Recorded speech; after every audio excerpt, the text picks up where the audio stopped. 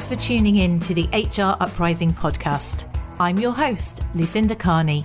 The HR Uprising is focused on helping forward-thinking people professionals deliver real lasting value in their organisations. I'm a chartered psychologist, speaker and trainer, and recently authored the best-selling business book, How to Be a Change Superhero. My day job is founder and CEO of software and training business Actus. This gives me the opportunity to work with other businesses like yours. We are focused on building a better workplace for people wherever they are located, with the help of our performance, learning and talent management software and our training and consultancy services. Every week on the podcast, I will be covering different topics and challenges, joined by relevant experts and real-life people professionals. Thank you so much for tuning in. I really hope you enjoy and get value from this week's episode.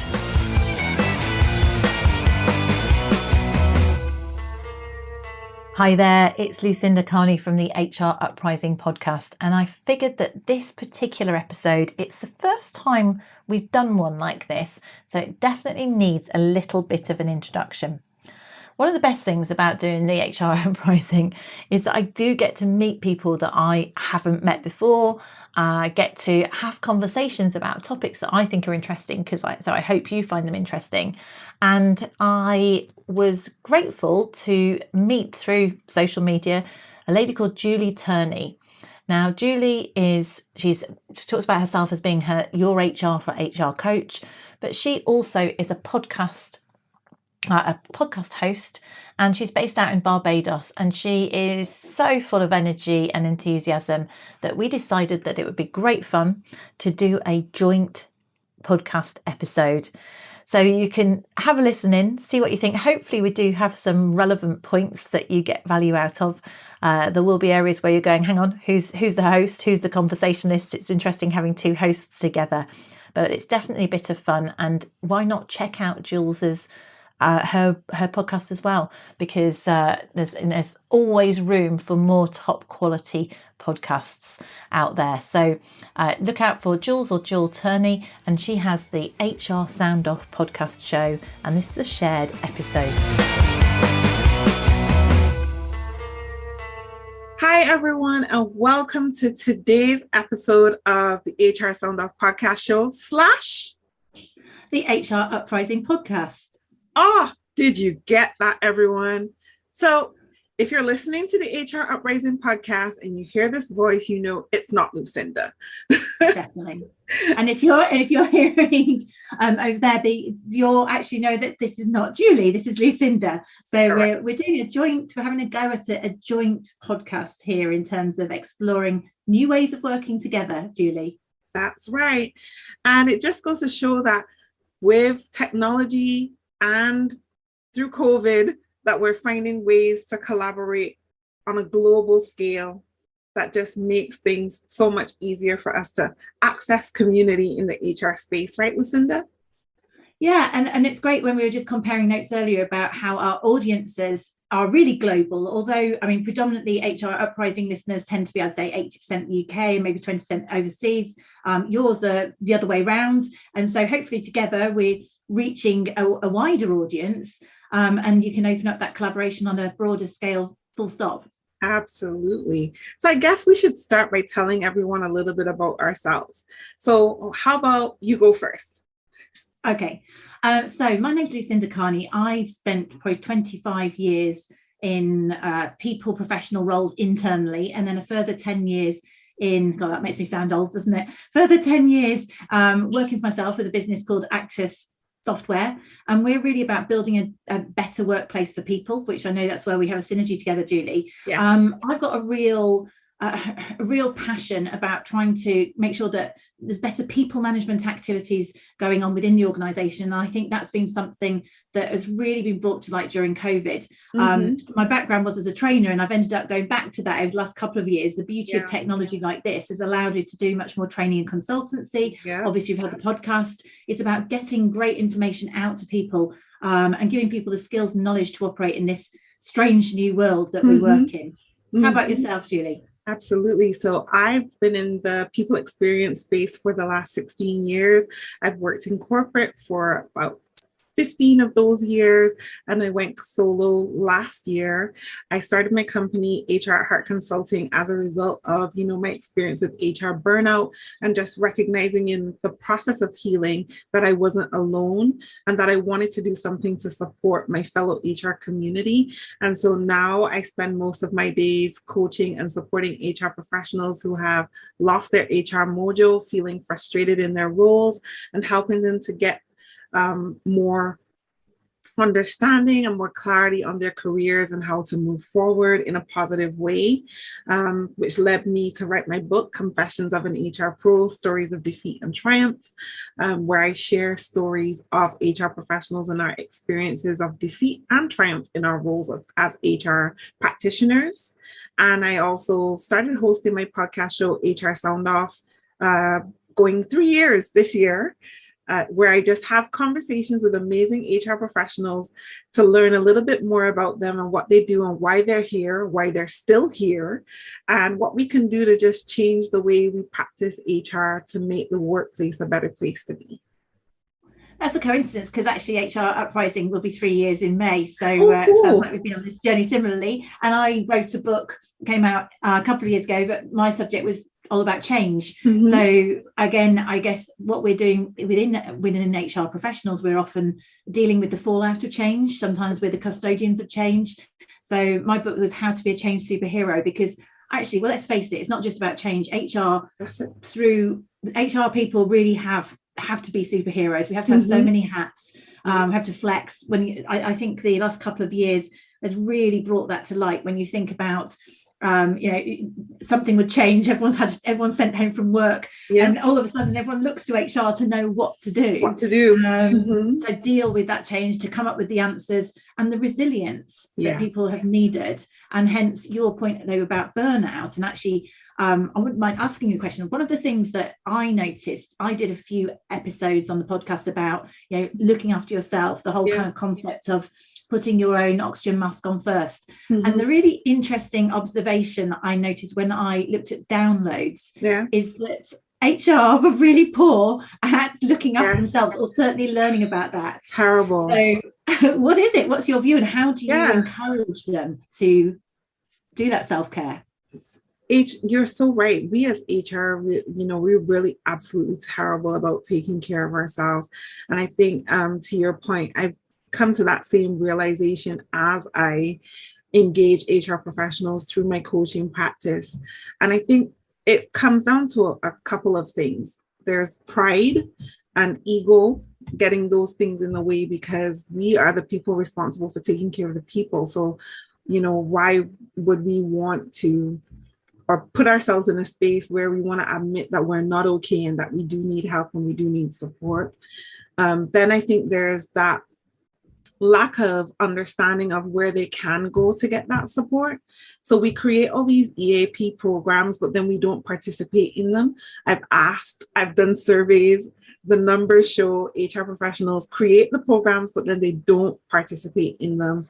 So simple things like engaging in therapy and those kind of things. HR professionals don't do those things on a grand scale. Only a few of them do it.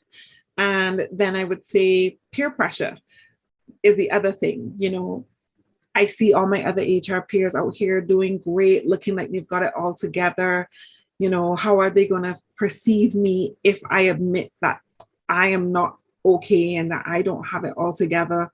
And so between those three things, I think is a mixture of why we see a lot of HR professionals not getting the help that they need or the support that they need.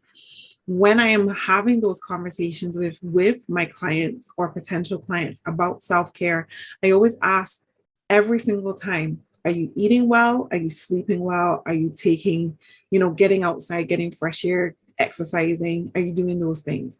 The answer most of the time is either no to all three or no to at least 2 out of 3. that they're not doing those things. And those are the simple things. Those basics. That's the basics, you know. Even if you're working at home or you're working in the office, do you take lunch away from your desk? So just get up from your desk, or do you bring your food back to your desk and eat and continue to work? Bad habit. You need to break that. You know, are you getting outside and just taking a little fresh air, taking an opportunity to kiss the sun or kiss the sky and just be like grateful for life? No, we're not doing that. Simple things like, how do you get your frustrations out? Do you journal? Do you record yourself, like make voice notes of things that are happening in your life that you're frustrated with?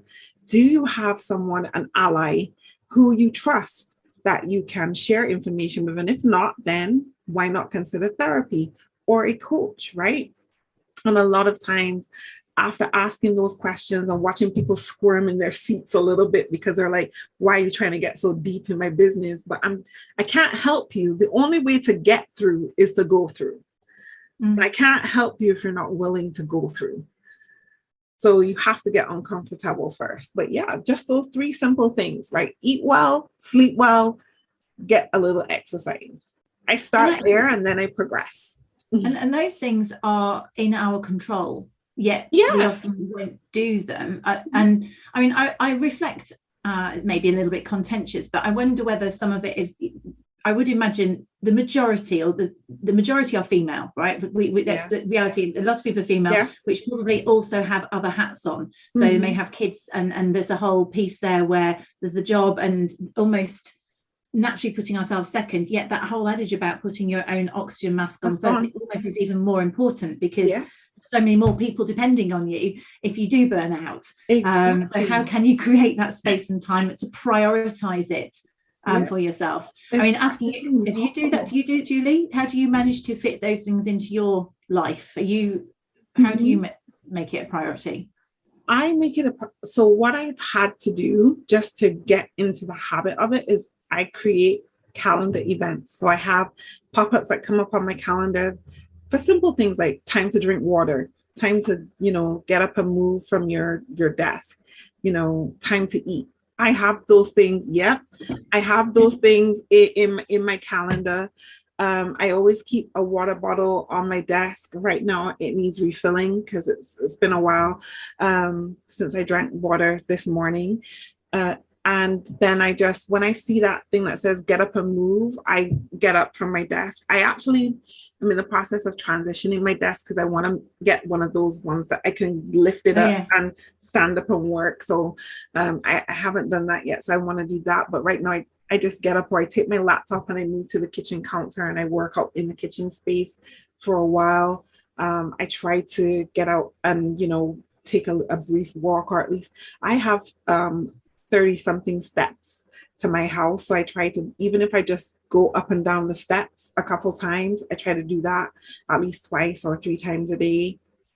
So different things like that. And then when I have downtime, I actually have downtime. So when I work a 4-day week, and I strive really hard to make sure that when I cut off on Thursday, I don't come back in this office again until Sunday evening or Monday morning.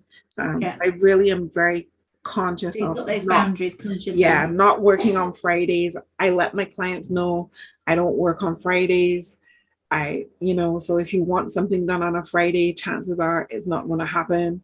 So if you don't get it to me by Wednesday and to get it actioned on Thursday, it's not going to happen before the following week. And I'm very focused and very adamant about my boundaries, right? Because people only do what you allow them to do. And the minute that you give people a little wiggle room, that they feel like it's a blanket invitation to abuse it all the time. That's just the way people are, right?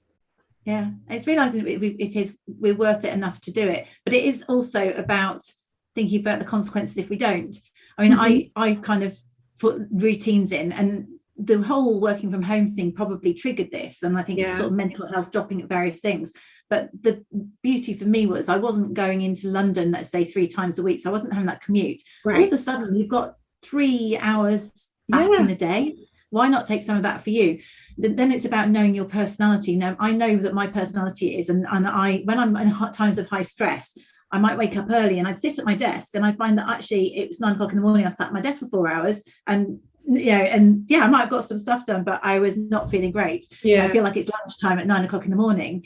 Whereas what I've started doing now, we have a dog, and I get up, and the first thing I do, I very rarely ever sit at my desk now. I go out, and depending on the light, I walk the dog if it's light enough first, so I get some steps going, and then come back, and I've signed up to an exercise class that you can do just with some weights and things. Right. So I'll do 20-25 minutes, some sort of weights, not every single day, but most days I try and do it. I sit sort of 3-4 days a week. 3 days a week. I do a bit of weight bearing stuff and a bit of outside, and the walking the dog outside, I feel, is so important for my mental health. I realize now there's something about the fresh air, almost the colder, almost the worse the weather in some ways, it's better, but you still, if I then come back in, have some breakfast, sit down at my desk at 8:30, I feel so much better about myself, and because I've got it out of the way, and that the concept, eat that frog, get the hard things done first. Exactly. I know that as the day goes on, the likelihood of me doing exercise is getting less and less. It's 4 o'clock in the afternoon now. I can assure you it's unlikely to happen for me. The only other thing that I do, the only exercise that gets me out in the evening, again, this is my personality, I know some people are better at times, is I play a team sport, so I play netball, and obviously we couldn't do it during COVID, because that's a team thing that will get me there because of the social aspect. So I found those things that I'm finding something that I really enjoyed, a team sport, but then just creating the habit of doing something first thing in the morning where I haven't even got time to think about it, make sure my trainers are ready, everything's ready to go, don't get time to talk myself out of it, and that's worked for me in terms of managing well-being. That's great. I love to swim. So like I go to the sea, I'll go to the sea, swim in the morning. I love early in the morning. Let me just mention to the HR Uprising listeners that Julie's talking to us from Barbados. Yes. It's not quite the same as swimming in the North Sea or off Brighton Beach. I'm swimming in the Caribbean Sea. I can see how that's tempting. What I love about going to the beach early in the morning is it's the time that most of our older generation go to the sea as well, and I just love having conversations with the older folks. When you see them go in, you watch them, they have they're stuck to this routine. Every morning they go in the ocean. It helps them with their arthritis or just socialization. And they're usually just a small set of old people on the beach, but just going, listening to them talk, engaging in the conversations, having a good swim out, swimming back in, listening to the sea, watching it come up on the sand, and then just, bathing in the sun for a little bit. It's fun, right? So I don't take that for granted. I don't take it. I don't know how conducive that to work would be, though. I mean, how do you really get yourself off the beach? You'd be surprised. I think here's a funny thing, Lucinda. It's like for people who live in the Caribbean, it's something that we take for granted. Like sometimes when you talk to Caribbean people in general and you ask them, when was the last time you went to the sea? They'll say, I haven't been in months, or, I haven't been in a year. And you think to yourself, how could you not? You live on such a beautiful island, you should be in the sea every day. But I'm telling you, we don't do it. Sometimes months go by, weeks, months, years go by, and we don't get it done. But that's a good point, isn't it? But that's the whole thing about us taking things for granted that we have. And that is a bit, you could reapply that to our point earlier, though, about, whether it's a lovely environment that we have and we don't get out and walk in it, or whether it's the fact that, we can exercise, or we've got that time to do we have health, right? But we then don't eat well and to sustain it or drink enough water. Quite a good point in terms of human nature. We take for granted what we've got, and you don't miss it until it's gone. Until it's gone. Absolutely. And I also wanted to go back to your point about, all the different functions that HR performs, because gone are the days when we were just the function that did the hiring and the firing. Now we're the function that does everything that relates to, people experience, learning and development, talent management, recruitment and selection, and the list goes on. And I was reading a report that came out recently, I think it was by McKinsey, and they were talking about some of the positions that currently exist right now for HR. And there were two of them that really fascinated me in terms of like director of remote work. Would you have ever thought that we needed a director of remote work, someone to actually manage our staff who are working remotely in that hybrid space. And then I also saw a position that they had, which had me for a second, which was the chief worry officer.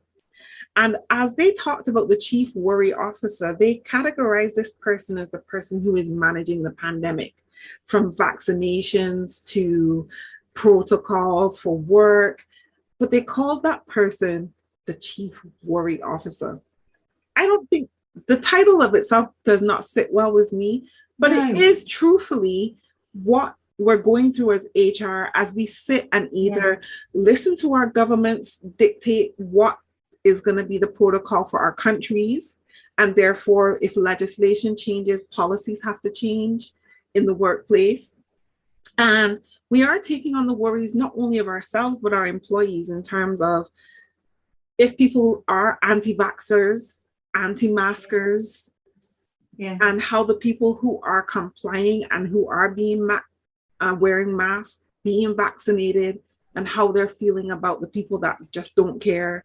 Like, we really are worry officers. And then I also read another article where I can't remember where I read it, but I just remember they called us the invisible first responders of the organization.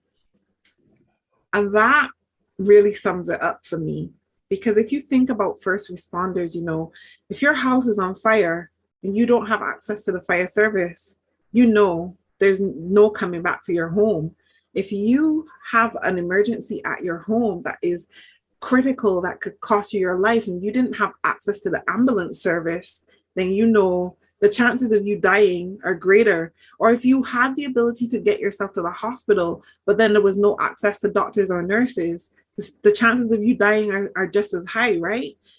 But yet still we take for granted that when we have crisis in our organizations and we tap into HR and we think about, and we say things like, you know, what is the purpose of HR? Or, you know, HR is just there for the fun stuff. Or, you know, HR isn't strategic. Well, the invisible thing is about being valued, though. Exactly. No value. Yeah. I mean, there's loads of points there that you could pick up. So your point about the chief worry officer, I mean, I can see that there's a role to play, but I don't particularly like the term. I think it's if you think about, if you're doing a job advert, you want to attract the right people. And actually, I'd argue that you want somebody who's attracted to that job. You want someone who's a problem solver. Exactly. So whether it's challenge or chief solutions officer would feel much more of a comfortable remit to me rather than chief worry officer. Exactly. So you want to attract people that are going to create solutions. And the thing about the invisible, well, I mean, that's an interesting one, isn't it? So do you think that we have a part to play, a bit like we have to value ourselves as human beings, as individuals, enough to look after our health and well-being so that we can deliver for everybody. But equally, we deserve to be valued for the contribution that we're making. While it's laudable to be contributing, we're not looking for the for the plaudits of contributing. Right. It shouldn't be invisible, because the problem is it doesn't get valued. And then if it's not valued, I think that has a knock on. It's not just about HR professionals, it has a knock on to the way we value people. And that is, when I think about a whole sort of building a better workplace for people, half the problem is the fact that people management activities, anything to do with humans, it often gets just deflected. It gets deprioritized in relation to the task. One of the observations that I noted during the pandemic was that suddenly it did become okay to prioritize people's well-being first, for people to be, are you okay, to be let into people's personal lives, to know about their family and their environment and things, and suddenly seeing us as whole human beings, which of course we are. And my concern, I think it would be a tremendous shame. I did a webinar last week where I think managers now need to be, say pre-pandemic, it was okay to be pretty much purely transactional and task focused. And certainly in that environment, HR would not be seen as a valuable aspect. Right. During the pandemic, it was appropriate to be more people focused, and HR doing lots of support there. Whether or not they were valued for it is another matter. They might still have been the invisible emergency service. But now I really feel we need to be able to, well, certainly I think the successful organisations, and given that there is a a talent shortage. People are voting with their feet. We're changing roles. The successful organizations are going to be the ones that balance. They don't just swiftly rebound and say it's all about task, it's all about transaction, just deliver. It's the ones that value both aspects of the people management role.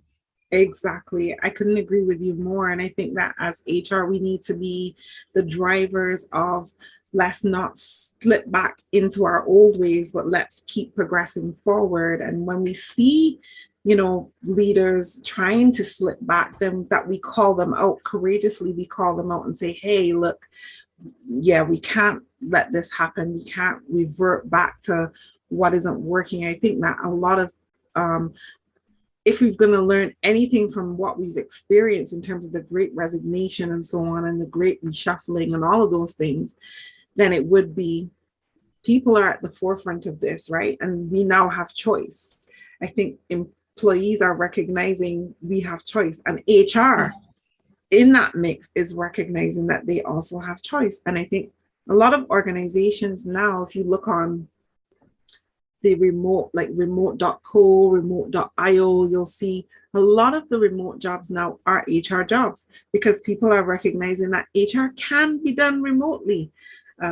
It's about caring for the people, putting the right products and services in place with the right strategies, but it's not something that we can't do remotely.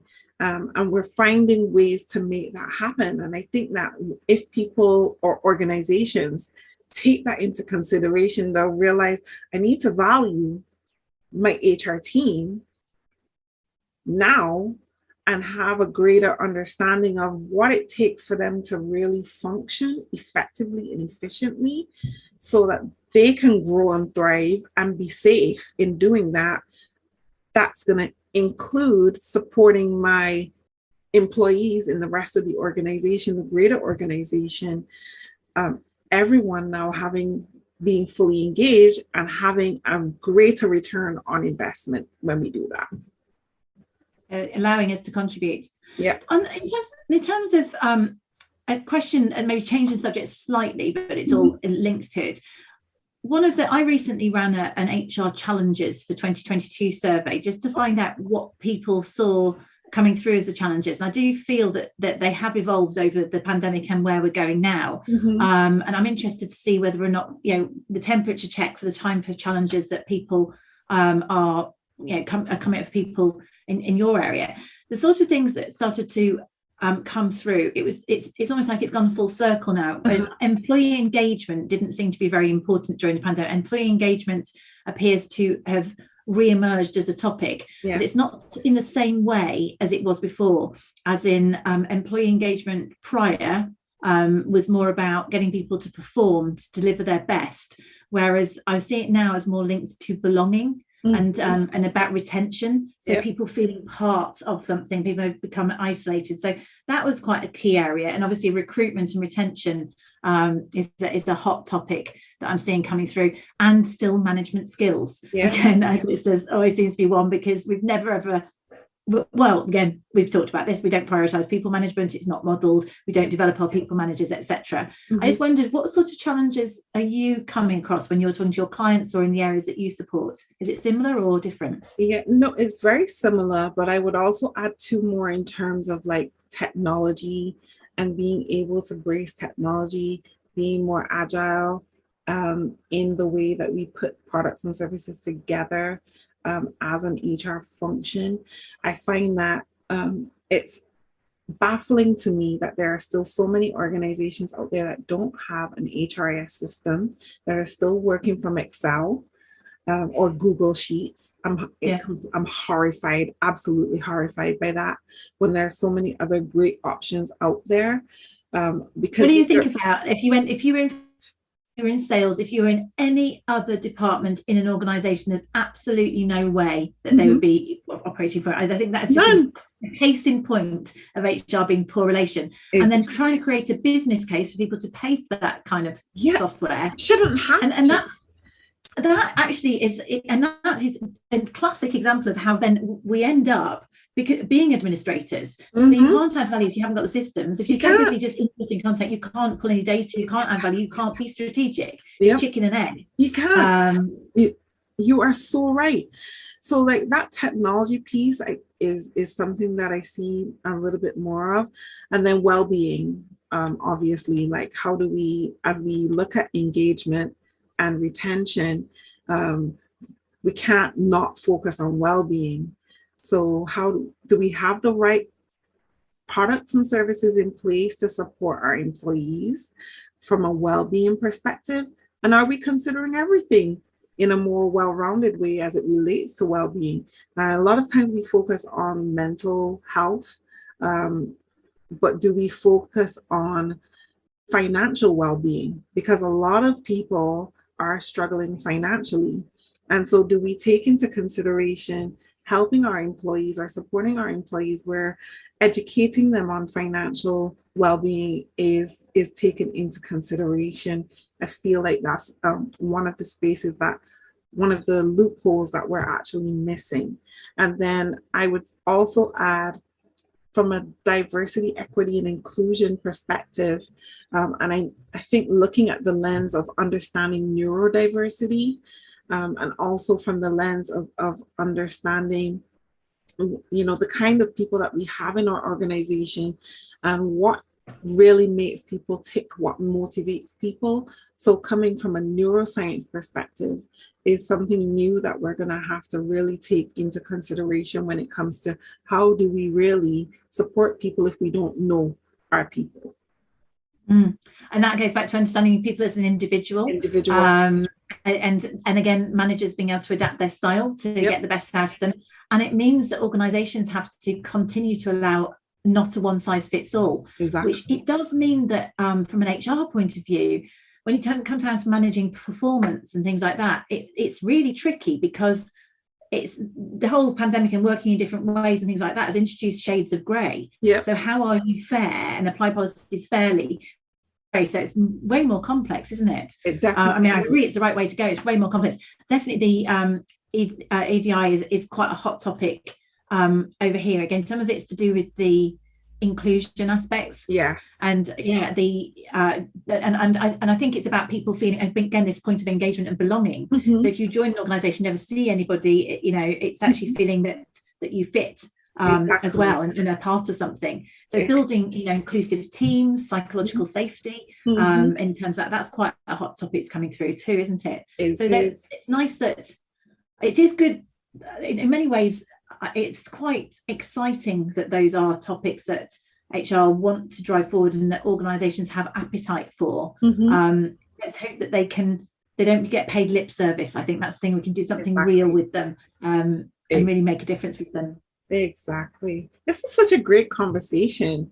Thank you so much, Lucinda, for collaborating with me today. I want to ask you two more questions that just relate to how I like to wrap up the HR sound off piece, and then I'll let you do the same thing for HR Uprising.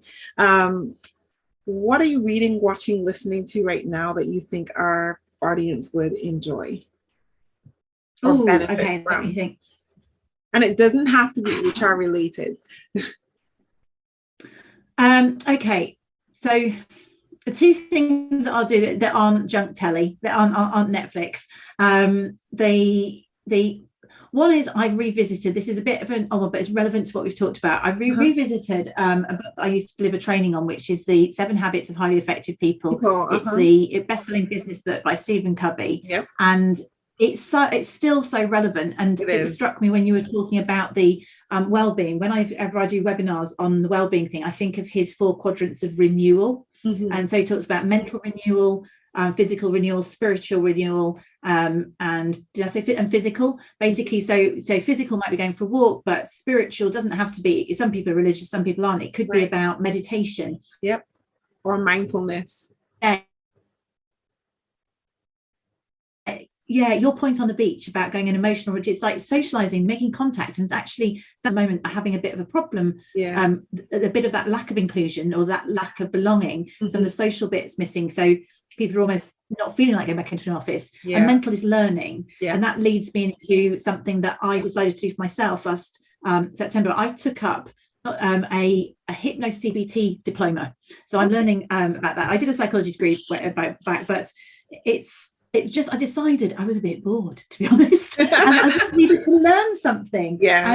And I'm not going to necessarily I don't think I've got time. I've got too many other things to practice this, but I'm really enjoying learning something. And it's a great reminder. And the interesting thing about this hypno CBT, it looks at lots about anxiety, and there's loads of anxiety out there, and how it's about the way we think influences the way we feel, and the way we feel influences the way we think, and all of those triggers, and how can you choose positive thoughts, etc., etc. Right. So I suppose I'm not saying everyone's going to go and want to do that course, but find something new to learn. Exactly. I think, and actually I like one more as a third one, as a learning thing that I did at the start of lockdown, and I signed up to one of these apps for piano. So I used to play piano as a child. Not particularly good, but I signed up to this particular app, and there's lots of them out there, so I won't advertise it, but it's been quite nice to learn to play, and it's gamified piano playing, which has taken me forwards way more than I would have ever done as a child. So it's been it's just been good to be able to go and play tunes that I like, or songs that as opposed to just classical stuff, and feel that you're actually playing something that people could recognize. So I'm just thinking, this whole sharpen the saw, which is the renewal habit of Covey, actually walking the talk, making myself do that. A couple of those examples, I don't always do it, and I do watch lots of rubbish as well sometimes, but I go through phases. It's okay. That's what I've been doing. Nice. My last question. Obviously there was another question. Yeah, that's fine. Yeah. So my last question, would be, what is the biggest misconception about HR that really bothers you, that you want to set the record straight on right here, right now? That we're not strategic. It's absolute crap. And that is, it's the word strategic, I think, is sometimes it's almost like people are scared of it. They think that it's something mysterious, and it just isn't. It's common sense. Yeah. But all we have to do is we have to understand what the business is trying to achieve. And some of the time, some businesses don't know what they're trying to achieve. Exactly. So I suppose you could argue that we need to support the business and help the business to do that. So I think we are able to be strategic. It is common sense. We shouldn't be scared of it. And we have to have more self-confidence to challenge the business and believe that we can add value and help the business do that. Absolutely. So that would be my bugbear. Nice. Thank you so much. Well, those are my questions for you. Those are your questions. Okay, so my question to you is, what are you going to do in 2022 to make a difference for you? What are your goals for 2022? Good question. I've been more. While I let you think, just let you know, I don't. Guys. So two things. Each other on the spot here. So two things I don't do. Right. I don't make New Year's resolutions, and I don't necessarily set goals. Right. What I focus on a word for the year. So every year I kind of think of like, where do I want to be? What do I want to do? And what is my word for the year? So last year, my word for the year was collaboration. And my word for the year this year is follow through. I've had the great experience of like working with amazing HR professionals all over the world. But one of the things that I'm great at starting stuff, and maybe that's because I have ADHD. Sometimes I have a problem. I struggle with follow through. So like if I have a great idea, but my brain triggers me on like the pain and the angst of how I'm gonna get there. Sometimes I may struggle with follow through. So follow through has been my word for 2022. And one of the things that I was struggling to start was group coaching. So for the most part, when I started my practice, it was mainly around individual coaching, which is great. But if you are an HR department of one, you need that additional support. And if you're struggling with creating your own community, it would be helpful that you're working with a coach who has the ability to help you create community. And so this year, I launched my first group coaching program to kind of support those HR department of one, HR people who are struggling to create their own community. And I'm so glad that I've done that. So follow through for me has been set the dates, get people registered, and put the program together. That's been follow through for me on one thing. The other thing is I want to be more vocal on advocating for self-care in HR and letting people know that HR professionals are not okay. And these are the things that we're struggling with. Organizations need to be more aware of it, and you need to reach out to your HR teams and give them the support that they need. And so this year, I'm going to be giving my first ever TED Talk on this very subject. And I'm hoping that it starts a movement of HR professionals starting to take seriously taking care of themselves and being okay with voicing it, but also with leaders recognizing the importance of checking in on their HR teams and giving them the support that they need to move things forward. So when you talked about HR not being strategic, one of the things that comes to my mind for me is a lot of HR people can't be strategic if they're not properly ratioed in an organization. So if you have one HR person to 600, 500, 400, 300 people. And they're managing things on spreadsheets. Exactly. And managing spreadsheets, they cannot be strategic, as we said before. And you're really not helping them. And your expectations are too high. But HR doesn't know how to voice that. And so when we're not voicing it, then we're internalizing it. It's messing with our mental health. That's not on. So I want to be able to, bring these things to the TED stage and help leaders and HR professionals so that we can strike that balance, bring some data to the fore based on some surveys that I've been doing across LinkedIn and other spaces on what is the real situation with HR right now, which is that we are not okay. Yeah, so that's where I'm heading for 2022. Good for you. Long overdue there. So you might have my follow-up question was going to be, I might know the answer unless you're going to come up with something fresh. I was going to say, you came up, what was your kind of goal for you? Or you said you had your word of the year for you. Yeah. I was wondering, what would you say the word of the year should be for HR professionals listening to this? Ooh. You can't say self-care. I think the word of the year for HR professionals should be agility. I think a lot of times as HR professionals, we're so stuck in that space of we've got to get stuff done, yes, but how do we move things forward? And a lot of times we're not moving things at progress or the rate that we should be because we're not willing to be a little bit more agile and being open to change and embracing the ability to pivot and do things differently. And so for those of us who are kind of like stuck in that space, which I think is a lot of us, that word needs to be agility. HR needs to be more agile. Oh, that's a great ending. So I guess for my audience, I'd just like to say thank you. People can look you up. Julie Turney, I'll put your connection in the show notes, host of the HR Sound Off podcast. So if you like a podcast, there's loads of back catalogue if they don't know about you, because you've been going pretty much as long as we have, or longer. I'm not sure when I'd work the start date out.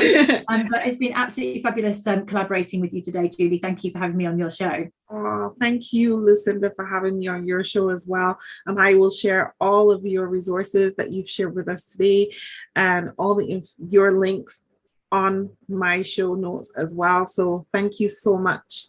And I wish you and HR Uprising all the best as you continue to develop your show. Thank you so much. And absolutely the same to you and your podcast listeners. Thank you, Julie. You're welcome. I really hope you found this week's episode useful and enjoyable. If you did, perhaps you could recommend us to a friend or colleague, or give us a review on your platform of choice. It really helps new listeners to find us. Now you can access links to any of the information mentioned in this show via the website www.hruprising.com. Further free resources are also available at www.actus.co.uk. There you can also find out more about our software and training solutions. Finally, why not join our LinkedIn group, the HR Uprising, to share ideas and collaborate with other like-minded people professionals. Thank you for listening to the HR Uprising podcast.